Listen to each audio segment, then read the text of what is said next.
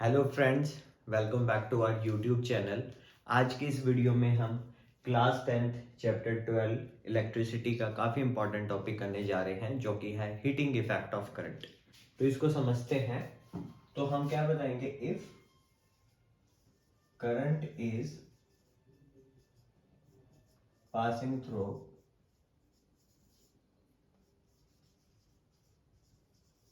Any circuit some amount of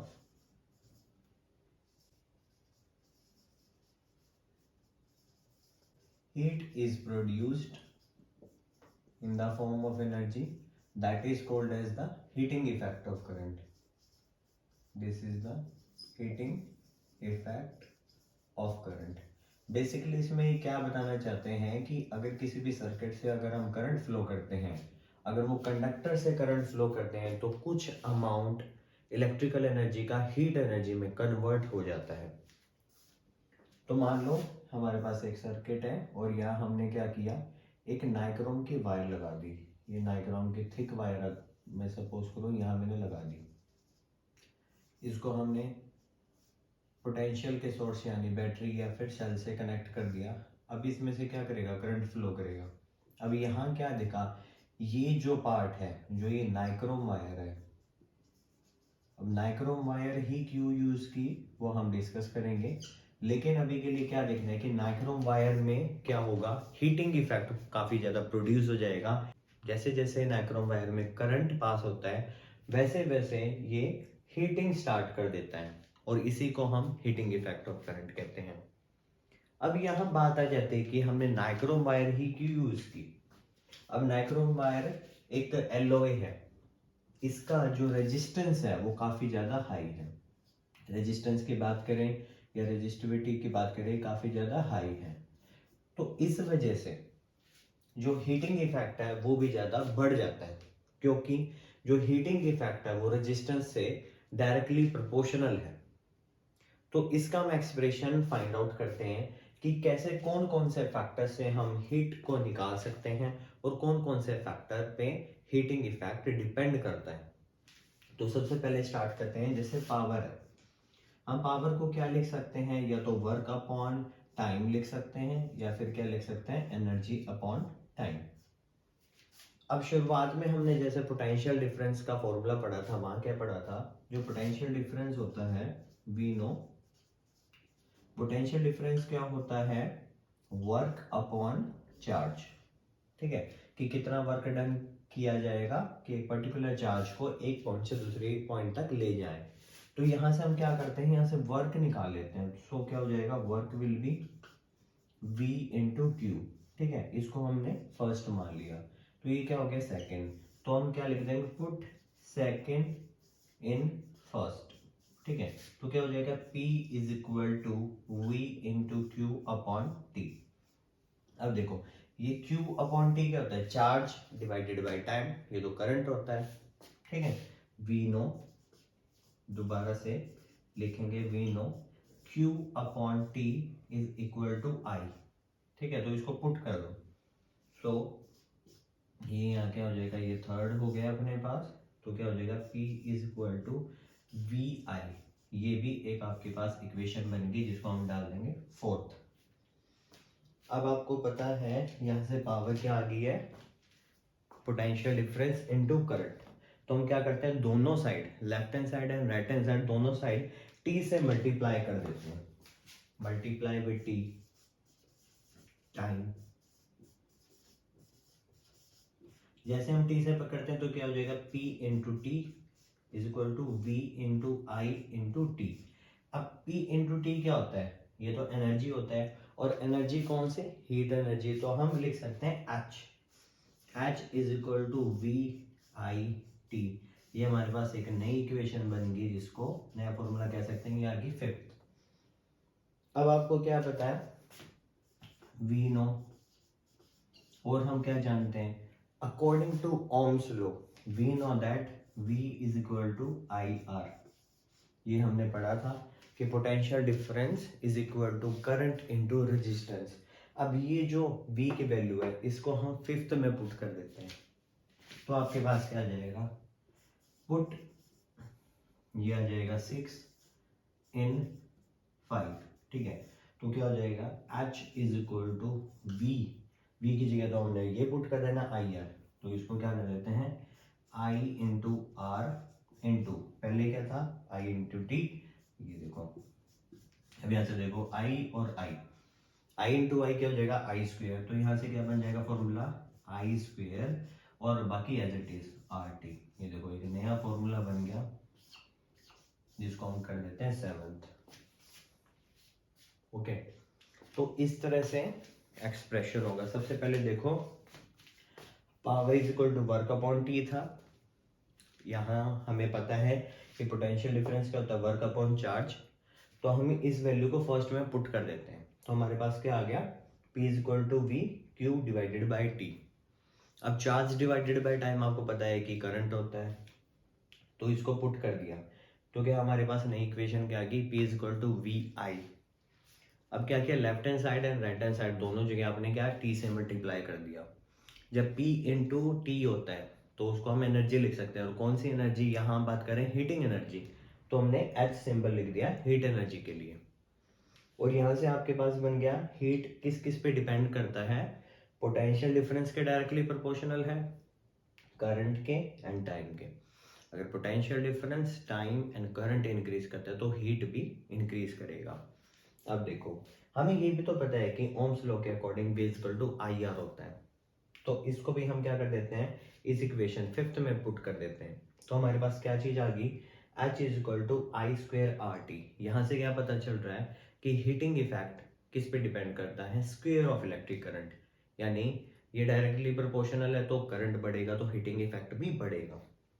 उसके बाद resistance, resistance काफ़ी ज़्यादा हाई होगा तो हीटिंग इफेक्ट होगा, जैसे कि यहाँ हमने एग्जांपल में देखा था, अगर हम नाइक्रोम वायर यूज़ करते हैं इलेक्ट्रिक सर्किट में तो वो जल्दी हीटिंग इफेक्ट शो करेगा, वो जल्दी हीट करता है। टाइम से भी डायरेक्टली प्रोपोर्शनल है हीटिंग इफेक्ट, जितने टाइम तक करंट पास करोगे सर्किट में से उतना ही ज़्यादा क्या होगा, हीटिंग इफेक्ट होगा।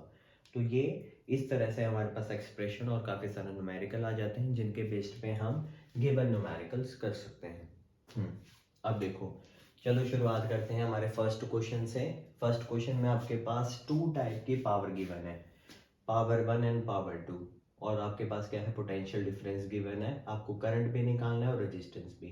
तो यहाँ पे करंट और जो रेजिस्टेंस है वो पावर 1 और पावर 2 के लिए डिफरेंट निकलेंगे, तो यहाँ पे 2 करंट और 2 रेजिस्टेंस निकलते हैं। तो चलो शुरुआत करते हैं फर्स्ट क्वेश्चन। तो P1 आपके पास 440 वॉट है, ठीक है, और जो पोटेंशियल डिफरेंस है वो 220 वोल्ट है, ठीक है। तो हमारे पास हम कौन सा इक्वेशन लगा सकते हैं, P is equal to V I, ये लगा सकते हैं ताकि हम करंट निकाल लें। तो क्या हो जाएगा, P1 is equal to V I one, तो यहाँ से I1 कितना आ जाएगा, P1 अपॉन V, तो कितना हो जाएगा 440 डिवाइडेड बाई 220, ये आ गया आपके पास 2, तो 2 एम्पियर आ गया। रेजिस्टेंस निकालने के लिए सिंपल आप ओम्स लॉ लगा सकते हैं, V is equal to IR, तो यहाँ से R क्या हो जाएगा, V अपॉन I, तो ये क्या है 220 डिवाइडेड बाई 2, तो ये क्या हो गया 110, तो 110 ओम का रेजिस्टेंस हो जाएगा R1। ऐसे ही हम पावर 2 के लिए भी निकाल लेते हैं, ठीक है। तो सेकंड पार्ट में क्या है आपके पास, सेम यही करो, I2 is equal to P2 divided by V, तो P2 आपके पास गिवन है 880 डिवाइडेड बाय, और पोटेंशियल डिफरेंस आपके पास कितना गिवन है 220, तो इसको आप कट करोगे तो ये 4 एम्पियर यहाँ पे आपके पास करंट आएगा। अब फिर से क्या करोगे, यहाँ आप ओम्स लॉ लगा दो, R2 is equal to V divided by I2, ठीक है। तो यहाँ से आपके पास V कितना है 220 डिवाइडेड बाय 4, जो ये आया। अब देखो इसको डिवाइड करो, 4 5 एंड 54 ओम रेजिस्टेंस आ गया सेकंड वाला। तो ऐसे करना था आपको ये क्वेश्चन। चलो सेकंड क्वेश्चन करते हैं। सेकंड क्वेश्चन में क्या गिवन है आपके पास, हीट गिवन है, रेजिस्टेंस गिवन है, और आपको V निकालना है। तो हमारे पास करंट नहीं है, पहले आप ये वाली इक्वेशन लगाओ H is equal to I square R T, ताकि करंट निकाल लो। तो करते हैं,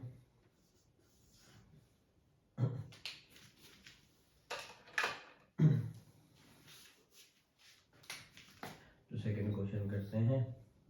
क्या करेंगे, ये फॉर्मूला लगाओ H is equal to I square R T.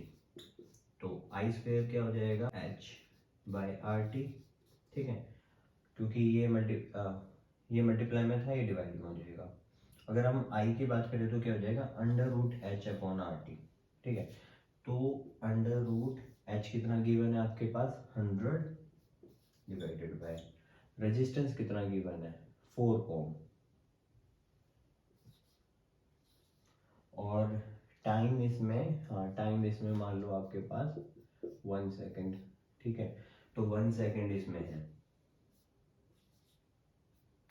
तो इसको सॉल्व करना है। तो ये तो नीचे, तो इसको क्या करोगे 25, तो अंडर रूट 25 कितना आ जाएगा, 5 एम्पियर। अब आप क्या करोगे, V निकालने हैं, V equal to I R करके भी निकाल सकते हो, ठीक है। यहाँ से निकालते हैं, V equal to I R, I क्या है 5 इंटू रेजिस्टेंस कितना गिवन है 4, तो 4 5 20 वोल्ट, ये आंसर है। इस तरह से करना था इसको। अब थर्ड क्वेश्चन में देखते हैं कि आपके पास कितना गिवन है, चार्ज गिवन है, टाइम गिवन है, वोल्टेज गिवन है, और आपको हीट निकालनी है। अब देखो हीट आपको निकालना है, तो हीट आप इस फॉर्मूले से निकाल सकते हो इस क्वेश्चन में, वी आई टी। तो आपके पास आई नहीं गिवन है, लेकिन क्यू अपॉन टी करके आप कर सकते हो। तो क्या करेंगे, H is equal to V I T. तो हीट आपको पता है नहीं, पोटेंशियल गिवन है 50, और ये क्या होता है Q upon T into T. देखो टी से टी कैंसिल कर दो, तो 50 इंटू चार्ज आपके पास है 96,000, 96 इंटू 5 करेंगे तो 480, तो इसके बाद 0 और फिर ये 3 0, 1 2 3, ठीक है। तो कितना हो गया एक तरीके से 48 इंटू 10 की पावर 1 2 3 4 5 5। तो अगर आप इसको एक और डिजिट करना चाहते हैं तो कर सकते हैं, 4.8 इंटू 10 की पावर 6, और ये क्या हो जाएगी, हीट है तो जूल है, ये आपके पास एनर्जी। ऐसे कर सकते हैं आप, डायरेक्ट क्वांटिटी कट कर दी है और बस इसको मल्टीप्लाई करना था। फोर्थ क्वेश्चन में क्या गिवन है, रेजिस्टेंस गिवन है, करंट है आपके पास, टाइम है, और हीट निकालनी है। तो आपके पास फॉर्मूला है I square R T, volume लगा लो, H is equal to I square R T. तो आई कितना है आपके पास 5 का स्क्वायर हो गया, रेजिस्टेंस कितना है 20, तो 20 हो गया, और टाइम एज इट इज 30। तो 5 इंटू 5 25 इंटू 20 इंटू 30, ये आपके पास 15,000 जूल, या कह सकते हैं 15 किलो जूल, ऐसे हो जाएगा। फिफ्थ क्वेश्चन भी काफ़ी सिंपल है, पावर गिवन है, करंट गिवन है, और इसे आप पोटेंशियल डिफरेंस निकालना चाहते हैं। तो आपने फॉर्मूला पढ़ा था यहाँ पे P is equal to V I, तो इसी को करो। Fifth question, P is equal to V into I, और आपके पास V क्या हो जाएगा, P divided by I.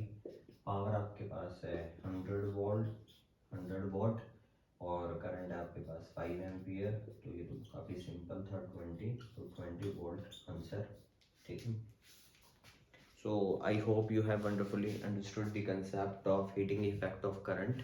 What are the different properties which are affecting heating effect of current, and these are the some basic numericals. These can be asked on the basis of these formulas. So please do like this video and share with your friends and classmates. If you're new to this channel, please subscribe the channel for the latest updates. Thank you so much.